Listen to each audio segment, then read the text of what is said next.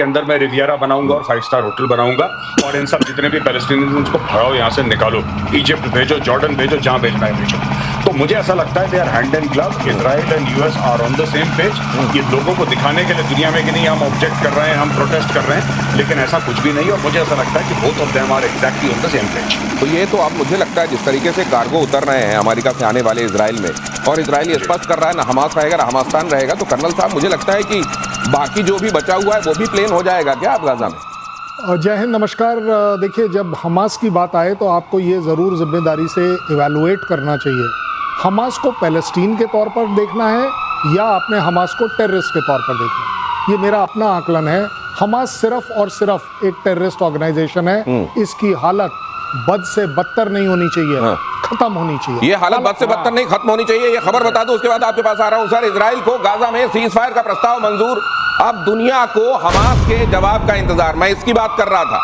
Trump की चेतावनी, समझौता नहीं माना तो हालात बिगड़ेंगे। बहुत सारी चीजें हैं जो एक साथ चल रही हैं। अब इनमें से कौन सी वो बात होगी जो सच्चाई के तौर पर आपके सामने आएगी, जो हमारे दौर की, हमारे वक्त की हकीकत होगी। जो मुझे दिखाई दे रहा है राइटिंग ऑन द वॉल, जैसा अभी पीके श्रीवास्तव बता रहे थे आपको, कि ये असल में सिर्फ इस बात का नहीं है कि संकल्प क्या लिया गया है इजराइल की तरफ से, ये भी है कि अगर वो संकल्प उन्होंने पूरे नहीं किए तो अपनी जनता को चुनाव के समय जवाब क्या देंगे। और वहां नेतन्याहू किसी भी सूरत में ये नहीं चाहेंगे कि उनके लिए स्थितियां ऐसी बने कि वो फिर से कुर्सी पर आए नहीं। मतलब ये बात तो अब हमास के जो बचे खुचे लोग हैं उनको भी समझ में आ रहा होगा कि उनके दिन भी गिनती के हैं। मेजर साहब, बिल्कुल। देखिए, हमास को सिर्फ बमबारी से नहीं मारा गया। हमास के जो लीडर्स थे जो विदेश में रह रहे थे उनके कमरों में घुस के उनको मारा गया। तो और ये बात every Hamas man is a dead man walking, ये नेतन्याहू ने अक्टूबर 7 के अटैक्स के 48 घंटे के अंदर बोल दिया था। ये इसका बयान है, every Hamas man is a dead man walking. और ये लोग इन्होंने एक जिसको कहते हैं प्रॉमिस करा था अपने लोगों से और अपने आप से कि जब तक हमास के आखिरी मेंबर को, चाहे वो फुट सोल्जर हो चाहे वो लीडर हो, सब या तो कत्ल नहीं कर देंगे या बिल्कुल खत्म नहीं कर देंगे इस ऑर्गेनाइजेशन को, तब तक ये लोग नहीं रुकेंगे। और ये भी इन्होंने करके दिखाया ना, कोई तेहरान में है, कोई कहीं है, कोई कहीं है, क्या फर्क पड़ रहा है? ये ढूंढ के मार रहे हैं। मेरे साथ ये जो ईरान को अभी चोट पड़ी है, इसके बाद ये हूती है या हिजबुल्लाह है या हमास है, इनकी ताकत पर क्या फर्क पड़ा होगा? अब इनको अगर जो बचा खोचा है उसको भी समाप्त करना है तो यही समय है क्या? ये भी मैं आपसे समझूंगा। लेकिन ईरान के विदेश मंत्री का बहुत बड़ा दावा, इजराइल को पड़ोसी देशों ने दिया झटका, इजराइल को एयर स्पेस देने से किया इनकार, ईरान के खिलाफ हवाई हमले की इजाजत नहीं, ये बात कही जा रही है। तो बहुत देर में ये उम्मा वाली जो बात है वो आ रही है। लेकिन मैं ये जब नक्शा दिखाऊंगा, ये नक्शा दिखाइए जरा, एयर स्पेस देने के लिए मना कर दिया है इजराइल के पड़ोस में उन देशों ने जिन्होंने जो असल में इस्लाम के मानने वाले हैं। लेकिन सवाल यह है कि इस नक्शे में भी, अगर ये नक्शा हमारी प्रोडक्शन टीम ने डाला होगा, इस नक्शे में भी कहीं पाकिस्तान दिखाई नहीं। पाकिस्तान ने कोई इनकार नहीं किया इससे। Sir please. पाकिस्तान तो इनकार करेगा नहीं। और ये जो बता रहे हैं हमारा आप स्पेस नहीं इस्तेमाल करेंगे, पहले इजाजत नहीं थी। पहले इजाजत थी, इतनी मिसाइल्स गई, इतने फाइटर एयरक्राफ्ट गए, इतने ड्रोन्स गए, किसी ने किसी से इजाजत ली। अरे जब आपसे कोई इजाजत मांग ही नहीं रहा तो हम देख किस बात की रहे हैं। लेकिन हाँ, जरूर जहां तक कहने की बात है, अब कोई इजाजत नहीं है जिससे उम्मा में फर्क नहीं पड़े। लेकिन पाकिस्तान तो उम्मा से बाहर हो चुका है, वो तो लंच खा चुका है ट्रम्प का, अब क्या करेगा? लेकिन यहाँ ये वाली बात जो आप कह रहे हैं, इसको इम्प्लीमेंट इन्फोर्स करने का कोई भी साधन इनमें से किसी के पास भी नहीं है, ईरान के पास भी नहीं है। आपने देखा था ईरान के तो एयर स्पेस में रिफ्यूलिंग हो रही थी। तो ये समझ लीजिए, देखिए खबरों के भीतर की खबर हमारे एक्सपर्ट्स आपको समझाते हैं। ये तो कह दिया आसपास के देशों ने कि हमारा एयर स्पेस हम आपको यूज नहीं करने देंगे। अरे कैसे नहीं यूज करने देंगे? अगर इजराइल इस बार पर आमादा है कि आपके स्पेस का इस्तेमाल करके वो ईरान को ठोकेगा, तो आप रोकेंगे कैसे? आपके पास एयर डिफेंस सिस्टम नहीं है, ईरान के पास नहीं है, तो आपके पास क्या होंगे? मैं इसीलिए कह रहा हूं, क्या मेजर गौरव आ रही है, यही समय है, सही समय है ये ट्रिपल एच से निपटने का, खास तौर से। नहीं, देखिए इसमें दो चीजें हैं। इन लोगों ने बोल दिया कि हम इजराइल को इस्तेमाल नहीं करने देंगे एयर स्पेस। इजराइल बोलेगा ठीक है, मत इस्तेमाल करने दो, ठीक है, बहुत अच्छी चीज है, लेकिन इसका मतलब यह है कि तुम ईरान को भी अपने एयर स्पेस इस्तेमाल नहीं करने दोगे। अच्छा, ऐसी बात है कि जब मिसाइल गिरती है तल अवीव पे, जेरूशलम में या बीरशेबा में, कहीं पर भी, तो वो तो या तो सऊदी अरब से आती है ऊपर, या इराक से आती है, या फिर आपके जॉर्डन से आती हैं, कहीं ना कहीं से तो आती हैं। डायरेक्टली ईरान से लेकर इजराइल जाने का कोई हवाई मार्ग तो है नहीं। ठीक है, तो ये तो बहुत अच्छी चीज है। इनसे बोलिए कि दोनों तरफ से इंप्लीमेंट कराए। अगर हम वहां पे भेजे, उनको भी मार गिराओ, और वो भेजे आप भी मार गिराओ, चलो कैरी ऑन। तो ये तो कर नहीं सकते ना। ये तो देखिए गोलीबारी है। मुझे नहीं लगता कि है, और ये सबके सब इजराइल के साथ हैं। मैक्सिमम इलेक्ट्रिसिटी और ड्रिंकिंग वाटर जॉर्डन का इजराइल से आता है। ये तो बहुत इकोनॉमिकली इंटरकनेक्टेड है। मेजर साहब, आपकी लैंग्वेज में ये चूरन की पुड़िया दी गई है, इसके अंदर तो चूरन भी नहीं है। कर्नल साहब, आपके पास आने वाला हूं अगली खबर बताने के बाद। ईरान का एक कट्टरपंथी मौलवी का चौंकाने वाला दावा, अमेरिका और इजराइल के दो सबसे बड़े नेताओं को मारने की प्लानिंग कर रहा है ईरान की लिस्ट में ट्रंप और नेतन्याहू का नाम। मौलवी ने दावा किया है कि हत्या के लिए बाकायदा चंदा इकट्ठा किया जा रहा है, चंदा करके हत्या की जाएगी। ये हाल है, देखिए, भीख मांगनी पड़े लेकिन हत्या की जाएगी। जिन लोगों की हत्या की प्लानिंग की जा रही है वो दो नाम मैंने आपको बता दिए कर्नल साहब। ये मंसूबे हैं कि ये मंसूबे पूरे भी होंगे? नहीं, आप गिनती गिनते रहिए, आप तैयारी करते रहिए, आप चंदा मांगते रहिए। उन्होंने तो आपके 60 बंदे टिका दिए। 60 लोगों को ऑफिशियली फ्यूनरल दिया गया है ईरान में। आप गिनते रहिए और ये गिनती बढ़ती रहेगी। ज्यादा बड़ी बात ये भी है कि अब अगर आपका कहना था आज तक कि ये टेररिज्म था इजराइल का, तो दैट मींस आज के बाद जिन दो को आप मारने वाले हो वो टेररिज्म नहीं है, वो बहुत भलाई का काम। तो ये कह रहे हैं कि उन्होंने तो टिका दिए 60, आप चंदा मांगते रहिए। लेकिन मेजर गौरव आर्य ने बहुत अच्छी बात कही थी अब से कुछ दिनों पहले कि देखिए, इसको नहीं कहना चाहिए कि ये फतवा है या मारने की कोशिश है, ये सुपारी किलिंग है, सुपारी किलिंग बाय बेगिंग। पहले चंदा मांगा जाएगा, फिर वो ये क्राउड फंडिंग के जरिए हत्या होते हमने पहली बार के। मेजर गौरव आर्य, जरा और थोड़ा सा प्रकाश डालें प्लीज। देखिए साहब, सीधी बात है, ये बोला था ना बीच में कि कई देश, रशिया ने बोला था कई देश न्यूक्लियर वेपन देना चाहते हैं ईरान को। आपने सुना होगा, ये आपने ही ब्रेक करा था अपने शो में। तो भाई ये बात है, ये गए पाकिस्तान के पास बोला कि हमें एक न्यूक्लियर वेपन दे दो, चुपचाप एक दे दो, हम इजराइल को ठिकाने लगाना चाहते हैं। पाकिस्तान ने बोला हम उससे बेहतर हथियार देते हैं तुम्हें, ये लो कटोरा, इससे चंदा मांगते हैं तुम, इससे लो। अब ये देखिए, आपने कभी सोचा है दिनेश अपनी जिंदगी में, आपने इमेजिन करा है कि दो बड़े दुनिया के लीडर्स की हत्या करना कोई चाहे और बोले हम पब्लिक से चंदा मांग, कोई 5 रुपए दे रहा है, कोई 10 रुपए दे रहा है, अपनी श्रद्धा अनुसार दे रहा है पैसे, और बोल रहा है कि इससे तुम नेतन्याहू पर हमला कर देना, ट्रंप पे। ये हाल है इनके, और ये मारेंगे उनको चंदा देख। ये कमाल ही है कसम। और वो गुल्लक भी देखना पड़ेगा जहां जाके ये सब डाल रहे होंगे। ईरान ने शुरू किया मिशन मोसाद। अब जरा ये भी देख लीजिए, ईरान में बड़ा सर्च अभियान जारी है। सर्च ऑपरेशन में ताबड़तोड़ गिरफ्तारियां हो रही हैं। 50 से ज्यादा संदिग्ध मोसाद के जासूस गिरफ्तार। हमने कई बार देखा है, पुलिस के संदर्भ में कहा जाता है कि अगर उसको तुरंत में पकड़ में ना आए ना वो लोग जिन्होंने किया होता है कुछ, तो ऐसे वैसों को धर लेते हैं। कहते हैं सड़क के किनारे सो रहे लोगों को भी कई बार पकड़ लिया जाता है कि चल तू अभी जेल के अंदर, तूने किया है। मैंने नहीं किया साहब, नहीं तू नहीं किया है। मुझे लगता है ये मोसाद को आपके घर घर में घुसा रहा मोसाद, तब आपको समझ में नहीं आया। अब आप मोसाद के खिलाफ ऑपरेशन कर रहे हैं, इस ऑपरेशन में कितनी कामयाबी मिलेगी मेजर साहब? देखिए, मुझे तो नहीं लगता कोई कामयाबी। ये लोग अहदेगारों को पकड़ के जेल में डाल, ये मैं आपको बताता हूँ, कोई मोसाद का चक्कर नहीं है। ये एक डेस्परेट रेजीम है जिसका ये काम है कि सबको दोबारा खौफजदा करो। मैं आपको बताता हूँ कैसे काम करता है ये। इनको इतनी मार पड़ी है, जैसे कर्नल शैलेंद्र सर ने अभी बताया कि इनको मार पड़ी, इनके 60 बंदे निपटा दिए और मारे इनके 500 से ऊपर है। 60 तो वो हैं जो इनके मतलब टॉप क्रीम वाले जो हैं, जो इनके जनरल हैं, इनके कर्नल हैं, ब्रिगेडियर हैं, इनके साइंटिस्ट हैं, वो सब मारे हैं। अब इशू ये है कि पूरा ईरान कैसे देखता है, पूरा ईरान ऐसे देखता है कि खामेनेई की सरकार हिल गई है। अब इनमें वो दम नहीं है जो पहले वाला है। अब ये वो जान नहीं रहेगा इनमें। तो अब दोबारा अपनी पब्लिक में जान दिखाने के लिए आपको पकड़ कर, किसी का चाचा पकड़ लिया, किसी का मामा, तो सबको डरा के रखो। ऐसे ये लोग सत्ता चलाते हैं। हाँ, इसमें से कुछ मोसाद के एजेंट पकड़े होंगे, मैं मना नहीं कर रहा, लेकिन ये कहना कि पूरे ईरान में इस तरीके से मेजर साहब, आपकी वो बात याद आ रही है पाकिस्तान वाली की, वहां पर कुछ लोगों को पकड़ लिया, बोले कि ये तालिबान से, उसने कहा साहब ये तालिबान क्या, देखिए तालिबान बोल रहा है, ये तालिबान ही है, इसको पकड़ो और मारो।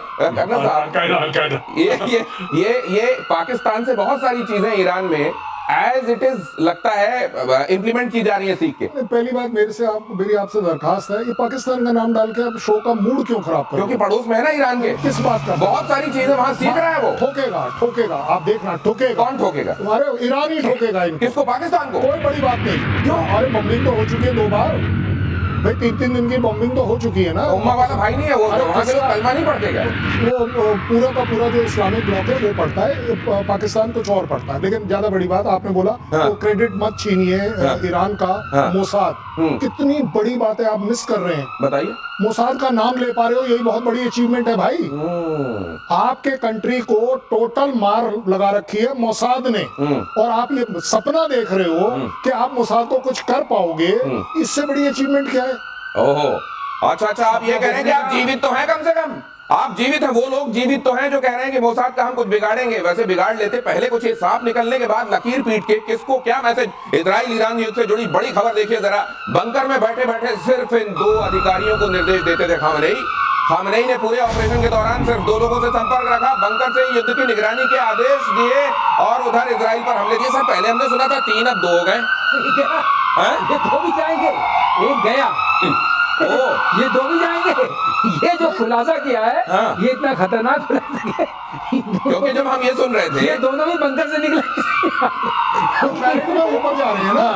अच्छा, एक ऊपर का निकला, 2 ऊपर। सर कहीं वो मेजर गौरव आर्य वो जो उत्तराधिकारी वाली बात है, उसमें अब 3 में से 2, अब 2 में से 1 और फाइनली 1, ऐसा तो नहीं चल रहा है? एक के बाद ऊपर नंबर है ना, एक के बाद ऊपर का नंबर है। मैं तो ये कह रहा हूँ कि ऐसा ना हो कि खमेनेई ने जब प्रेशर में था तब 3 उत्तराधिकारी बता दिए थे, अब प्रेशर खत्म हो गया तो वो कह रहे हैं कि अब इनकी उम्मीदें बढ़ गई होंगी तीनों की कि हम कुर्सी में बैठेंगे, सबसे पहले इनको निपटाओगे कैसे, खुद तो मारोगे नहीं।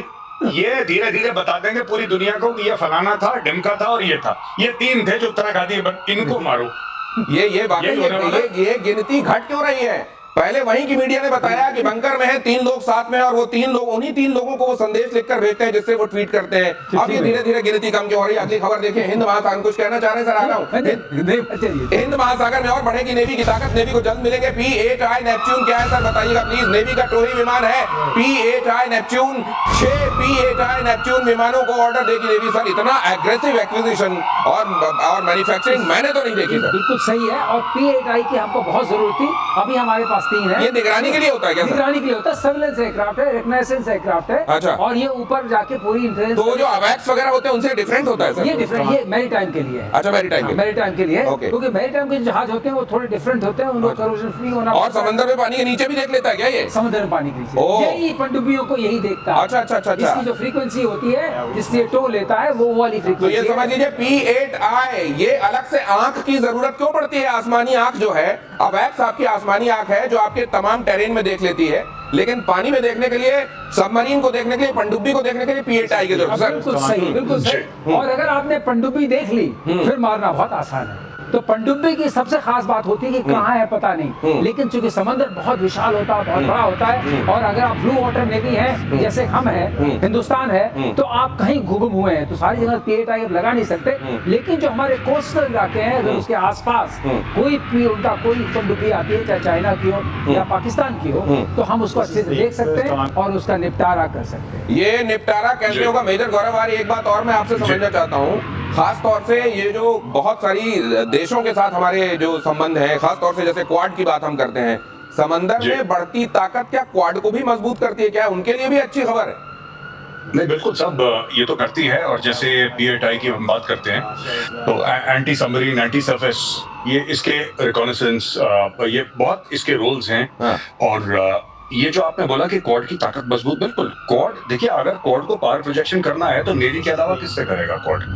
That is the whole idea. क्योंकि हम बात कर रहे हैं इंडो पैसिफिक की, और जब हम बात कर रहे हैं इंडो पैसिफिक की, जाहिर सी बात है टारगेट इसमें चाइना है। वो ना बोले अपनी तरफ से, वो ना बोले, लेकिन टारगेट इनका चाइना है। बात करते हैं total supremacy in the Indo Pacific, तो बहुत जरूरी है कि आप समुद्र की बात करें, आप नेवल फोर्सेस की बात करें। जितनी स्ट्रॉन्ग नेवी होगी उतना स्ट्रॉन्ग क्वाड होगा। ये directly, it is directly correlated. और ये भी कहा जाता है कि जो समंदर, सुन त्सू ने ये बात कही है कि जो समंदर का राजा है वही धरती पर राज करता है। अगली खबर देख लीजिए, बीजिंग से चाइना की बात हुई है तो बीजिंग से इसका बड़ी खबर, अमेरिका के लिए चीन बना सबसे बड़ी चुनौती। पेंटागन से 10 गुना बड़ी मिलिट्री सिटी बना रहा है चीन। पेंटागन से 10 गुना बड़ा शहर बसा दे रहा है मिलिट्री का। मिलिट्री सिटी परमाणु हमले झेलने में भी सक्षम, बंकरों से लैस रहेगी। यही दोनों, मुझको लगता है इस दुनिया का राम नाम जब कभी अगर होगा तो वो चीन और अमेरिका में से ही कोई करेगा कर्नल साहब। नहीं, मैं तो चाहूंगा कि चीन और अमेरिका आपस में एक दूसरे के साथ कर लें। नहीं, वो जब इतने बड़े हाथी लड़ेंगे तो सर घास तो रौंदी जाएगी दुनिया की। नहीं, आजकल अगर मैं घास फूस जो है वो पाकिस्तान को आप बोले तो मैं रेफरेंस एक्सेप्ट कर लूंगा। आजकल इंडिया अपनी एक अलग लाइन पर चल रहा है। अच्छा। हम अपनी एक अलग इकोनॉमिक डेवलपमेंट पर चल रहे हैं। ये जो P-8I आप बता रहे हैं, ये क्या है? ये हमारी एक अलग लाइन है। अच्छा। हम अपने को अपने लिए तैयार कर रहे हैं। हाँ। हमें किसी से कोई मतलब नहीं कि कौन क्या कर रहा है। हम आप एक बात बताइए, एक बड़ी छोटी सी बात बताओ। गलवान हुआ, हाँ चाइना के पास बहुत बड़ी फोर्स है, ठीक है। आया क्यों नहीं अंदर? हाँ भाई तेरे को रोका किसने? तू बड़ा लंबा चौड़ा है ना, तेरे पास डाटा के हिसाब से चाइना बहुत बड़ा तगड़ा है, ठीक है। आया क्यों नहीं? आया क्यों नहीं? क्योंकि जो जज्बा है उसका कोई तोड़ नहीं होता, जरूर। और ये जज्बा सिर्फ इंडियन आर्मी के पास है। जज्बा सर, ये जज्बा तो खैर किसी मशीन में बनाया नहीं जा सकता। Yes. लेकिन वो पाकिस्तान अपने आप को एट्रीब्यूट करता है जज्बे वाली कौम। जज्बा एक्चुअली कहाँ है वो? लेकिन मेजर गौरव आर्य, एक बात समझाइए जरा, ये 5 गुना 10 गुना 15 गुना ज्यादा बनाना, ये 7वीं 8वीं 10वीं जनरेशन तक मैं कहता हूं बना लो आप फाइटर जेट्स। ये जब कहीं तुम लड़ नहीं रहे हो, तुम्हारे सैनिक कहीं लड़ नहीं रहे, तो इतने सारे हथियार लेके तुम कभी लड़ाई लड़ नहीं रहे हो, तो एक्चुअली क्यों कर रहे हो ये? नहीं, देखिए बात ये है, दो बातें हैं। एक तो कंपटीशन का डायरेक्टली अमेरिका से है। हाँ। अपनी पब्लिक को इतना इन्होंने ज्ञान दे दिया है कि हम ये कर देंगे वो कर देंगे, ये सब चीजें। और तीसरी बात बहुत इंपॉर्टेंट चीज है दिनेश, की अभी 1-2 दिन पहले की खबर है कि इन लोगों ने क्या करा कि शी जिनपिंग अब दिखाई नहीं दे रहे। G20 में शी जिनपिंग नहीं आए थे, राइट। और अभी ब्रिक्स समिट में ऐसा सुनने में आया है कि शी जिनपिंग नहीं होंगे वहां पे। SCO क्योंकि इनके खुद का है तो ठीक है, शंघाई कोऑपरेशन है तो इनको तो जाना पड़ेगा वहां पे। शी जिनपिंग पब्लिक में ज्यादा अपीयर नहीं हो रहे हैं। लोग ऐसा कह रहे हैं कि वहां पे तख्ता पलट की बातें चल रही हैं चीन के अंदर, और ये बात वेस्टर्न मीडिया भी कवर कर रहा है। तो सोशल मीडिया नहीं, मेन स्ट्रीम मीडिया भी कवर कर रहा है। तो शी जिनपिंग के लिए बहुत जरूरी है। इंटेलिजेंस एनालिस्ट ने बोला है कि ये जो भी काम गलवान में करने की कोशिश करी थी चाइना ने, जो भी ये एक्सटर्नलाइजेशन ऑफ थ्रेट, जिसका मैं अक्सर बातचीत करता हूँ, एक्सटर्नलाइजेशन ऑफ थ्रेट, ये वही चाइना। हमने अमेरिका से बड़ी बिल्डिंग बना ली, अच्छा बिल्डिंग बना के आप क्या करेंगे, आपने क्या कर दिया? वो तो किसी ठेकेदार को ही बोला है ना आपने कि तू बना दे भाई इतनी बड़ी बिल्डिंग, पैसा ले ले। तो इसमें कौन सी बड़ी बात करती है? आपने इतनी बिल्डिंग बना दी, चलो आपने बहुत 7 स्टार बिल्डिंग बना दी, टेक्नोलॉजिकली एडवांस। ये सारा का सारा मामला वही है, ये इंटरनल कंजम्पशन के लिए है। इसका अमेरिका से ज्यादा कुछ लेना देना नहीं है, क्योंकि ये बात हो रही, उनका एक वांग यंग कुछ करके है जनरल, अजीबो गरीब उसका नाम है, उसको कह रहे हैं कि they are grooming him to be the number 2। Vice premier है जिसको कह रहे हैं हो सकता है, और ये वेस्टर्न मीडिया में ओपनली डिस्कस हो रहा है कि वाइस प्रीमियर है। मेजर गौरव आर्य ने आपको खबर बता दी। देखिए, ये बड़ी सिटी से बड़ी खबर ये है कि शी जिनपिंग कहां है। ये वैसे चाइना में खूब चलता है, जाने कहां मेरा जिगर गया जी, अभी यहीं था, किधर गया जी। अगली खबर देखिए, भारत की ताकत से घबराया पाकिस्तान, तुर्की की मदद से सैन्य शक्ति बढ़ाने की कोशिश। तुर्की सैन्य शक्ति बढ़ाने में मदद दे रहा है पाकिस्तान को। तुर्की ने पाकिस्तान को हथियार सप्लाई करने की डील की। तुर्की ने पाकिस्तान को दिए ड्रोन। दोनों के बीच $20 मिलियन की डील हुई है। ये वैसे जो ये जब कभी आप ये पैसे सुनते हैं ना इन डीलों में, चाइना के साथ या तुर्की के साथ, ये मिलने वाले पैसे नहीं होते हैं, डूबक खाते में जाते हैं। लेकिन ये टर्की फिर भी बात नहीं आ रहा है सर। ये डील है। हाँ दिनेश, ये समझिए डील है, मिला कुछ नहीं है। अच्छा, ये डील हुई नहीं, डील दे दी है। डील है। अच्छा, ये जैसे ट्रम्प डील करते हैं ना, ये उस टाइप की डील है। डील हुई है, लेकिन अभी तक सामान कोई पहुंचा नहीं है, और जो खबरें हैं उसके हिसाब से 29 तक पहुंचेगा। तो ये ड्रोन्स, ये चीजें, सबमरीन, एक दो आप गिफ्ट 1-2 दे सकते हैं, भिखारी को आप पूरा अपना घर का सामान थोड़ी दे देंगे। लेकिन कैसे देंगे? पैसा आपके पास है नहीं, खरीदेंगे कैसे? और जहाँ मल्टी सिटी की आप बात करते हैं, जो सिटी बना रहे हैं मिलिट्री सिटी, ये मिलिट्री सिटी अंडरग्राउंड है, टनल्स बन रही है। उसके लिए हमने अग्नि 5 पेनिट्रेटर बॉम्ब ऑलरेडी बना लिया है। अच्छा, बनकर बना लो तुम, बाकी तुम्हारा इंतजाम हम कर रहे हैं। कर्नल साहब, ये टर्की जो है, कहते हैं जब हमारे साथ ऑपरेशन सिंदूर के समय जब हमने ठोका था, कहते हैं टर्की वाले भी कुछ वहां जो ड्रोन चला रहे थे चले गए थे ऊपर। नहीं, देखिए ड्रोन चलाना कोई बड़ी बात नहीं है, बट मुझे समझ नहीं आ रही कि हमें चीजों को 2 तरह से क्यों नहीं देखते आप। कैसे? टर्की अगर अपने वेपन्स को पूरी दुनिया में बेचना अगर चाहे, तो वो प्रूव कैसे करे कि वॉर वाले हैं? तो वो जगह एक ही है, वो है पाकिस्तान। अच्छा, और कहाँ करेगा आप? सर वो तो कह रहे हैं S-400 है। हाँ। एक ही बेवकूफ है। वो अच्छा, पाकिस्तान एक वो वाला कंट्री है। नहीं सर, ये बताइए, और S-400 नहीं, एक S-400 लेने के बाद क्या है, वो पाकिस्तान को देगा? दे सकेगा, दे सकता है। आपको क्या लग रहा है रशिया बैठा रहेगा? अरे भाई साहब, ये सारा एग्रीमेंट्स होते हैं। आप ऐसे नहीं कर सकते, लिया और अगले को आगे पास ऑन कर दिया। वो भी S-400 जैसी टेक्नोलॉजी, जिसका कि रशिया अपने आप को निश टेक्नोलॉजी बोलता है, ड्रोन दे सकता है। और वो जो डील आप बता रहे हैं ना, ये डील, ये देखो ऐसे होती है ताश के पत्तों की डील, ये ऐसे ही होती रहेगी, पत्ते नहीं खुलेंगे। अच्छा, फेंटा जाएगा केवल, खोला नहीं जाएगा। फेंटने को ही तो डील बोलते हैं, और क्या बोलते हैं? नहीं तो उसमें जोकर वाले पत्ते रहेंगे कि निकाल दिए जाएंगे? वही तो दोनों के दोनों सामने कर रहे हैं डील। मेजर गौरव आर्य के पास मैं जाना चाहता हूँ, ये टर्की पाकिस्तान को लेकर सोच क्या रहा है कि इसी के दम पर मैं खलीफा बनूंगा, ये सोच रहा है क्या? देखिए, प्रोजेक्शन है Turkey wants to become the leader of the Muslim world, और टर्की ऐसा है कि टर्की की कंपटीशन किसी और के साथ नहीं है, टर्की की कंपटीशन सऊदी अरब के साथ है। ये फैक्ट है।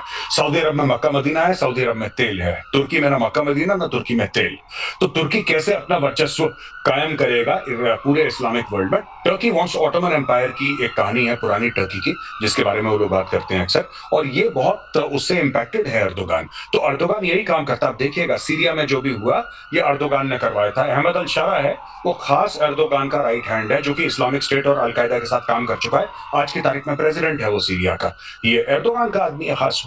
अच्छा, दूसरी चीज है, पाकिस्तान को आप ड्रोन दे रहे हैं। ये जितने भी मुस्लिम कंट्रीज के साथ ये अटका हुआ है टर्की, ये सिर्फ इसलिए कि भाई मैं तुम्हारा अन्नदाता हूं, मैं तुम्हारा सेवियर हूं। लेकिन मैं एक और बात बता दूं दिनेश, ये बहुत महंगा काम है। चीन भी इसी रास्ते चल चुका है, इसमें बहुत खर्चा है। ये जो लीडर बनने वाली चीज होती है ना कि हम लीडर बनेंगे, जब कोई इंसान ये बोल देता है ना कि मैं लीडर हूं, तो उससे मांगने वाले 50 खड़े हो जाते हैं, भाई तू लीडर है, कुछ कर। ठीक है, उससे मांगने वाले बड़े सारे आ जाते हैं। सही बात।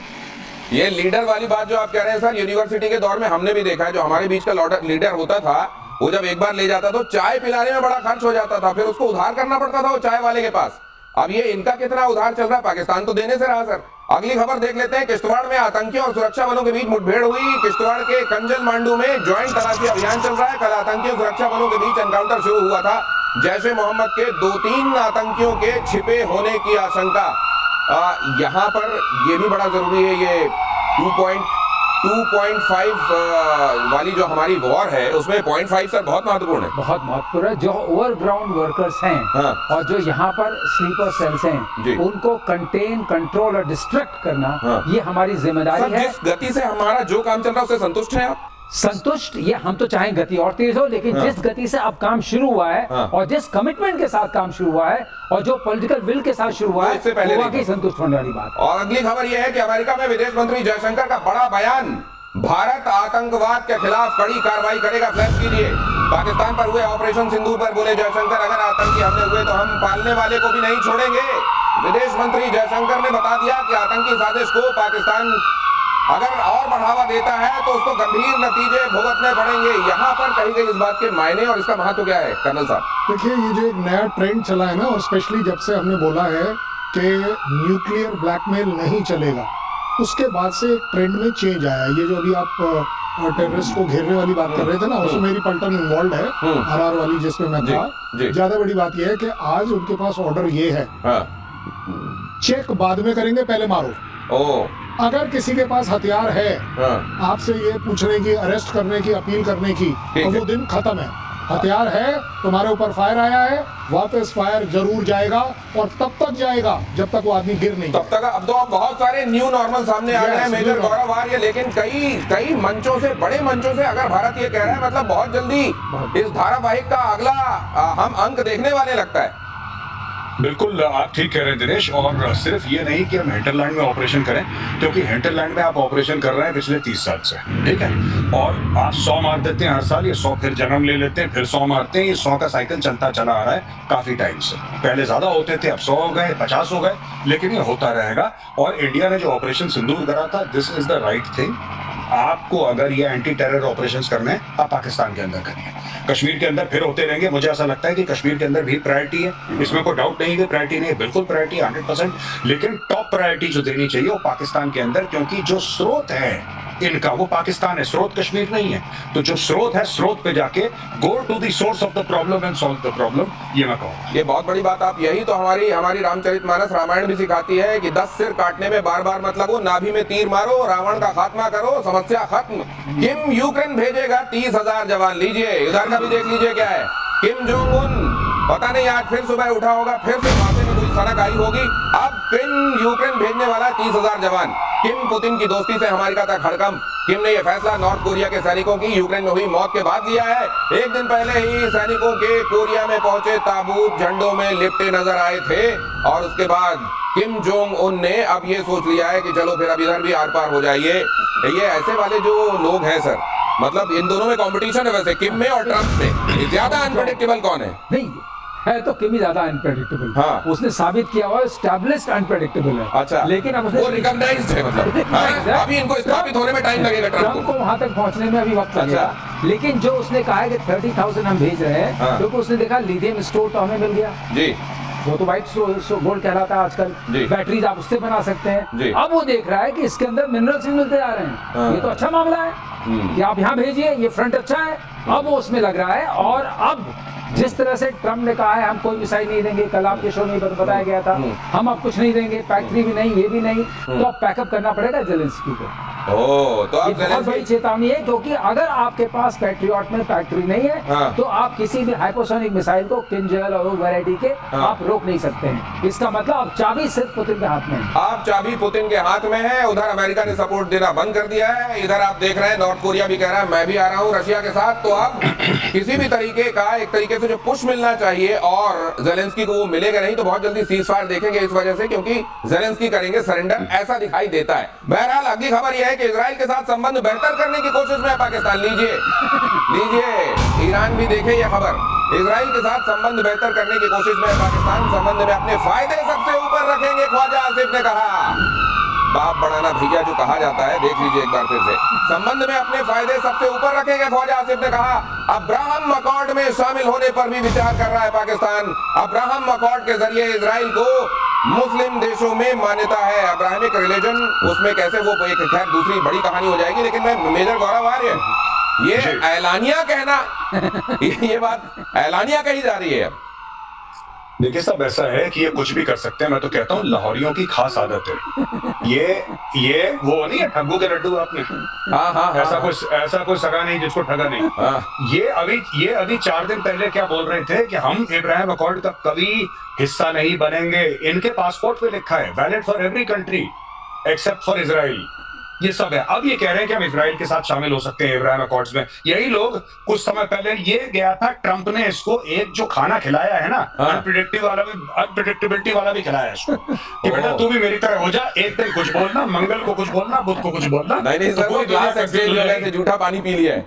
झूठा पानी पी लिया भाई ने वहां पे, बिल्कुल यू आर राइट। अब ये लोग कह रहे हैं इब्राहिम अकॉर्ड्स का, मैं आपको बता रहा हूं, अगर ये करता है, अगर पाकिस्तान करता है तो पाकिस्तान की सड़कों में आग लग जाएगी, क्योंकि इन्होंने हर समय यहूद और हनूद की साजिश, यहूद और नसारा के साथ कभी दोस्ती नहीं हो सकती, और फलाने हदीस में ऐसा लिखा और इस हदीस में ये लिखा है और मार देंगे काट। इनकी लड़ाई क्या है?